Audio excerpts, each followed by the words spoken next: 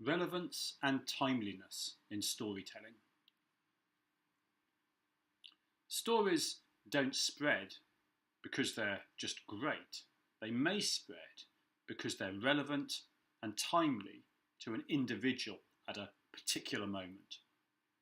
Think about those notions of relevance and timeliness.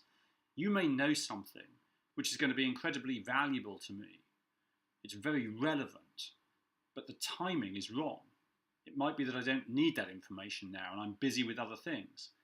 It doesn't mean there's no value in the story that you could share. It just means that if you share it right now, it might not be useful to me. Similarly, you may have a story which is very timely, but it's just not relevant for me. So if we share stories widely but fail to share them wisely, then we can just create more noise within a system. And for me, relevance and timeliness are two of the easiest things that we can employ as social leaders to ensure that we add signal and not noise. I was talking about this the other day with my nephew, talking about static. I was thinking that when I grew up, static was a thing. You encountered static when you tried to tune in the television with a dial or tune a radio with a dial. It occurred to me that for many younger people today, static isn't particularly a thing that they experience. What they get is a lot of signal. But static is still there. It's noise within a system. We don't want to create more noise. Social leaders should always strive to create signal, not noise. And sometimes that means knowing when not to tell a story. And these two triggers of relevance and timeliness can be useful. Imagine that you're in a position in the hierarchy of an organisation as a formal leader, and you're asked to spread or share some of the stories that the organisation is sharing.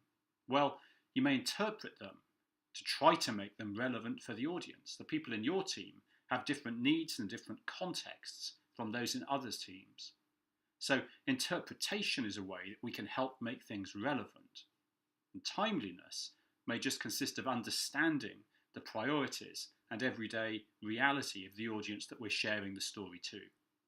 So relevance and timeliness can help us learn when not to tell a story, as much as they tell us when to share a story. And what does this mean practically? Well, for us as individual social leaders, we can learn which filters we want to apply. Mine would be about relevance and timeliness, and knowing the importance of interpretation to make a story relevant or ensure that it's timely.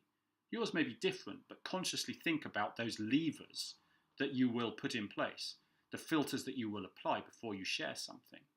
For an organisation, we have to understand that value doesn't come just from pushing stories to the maximum number of people. It comes from the right people, hearing the right story told in the right voice, with the right type of authenticity behind it at the right time.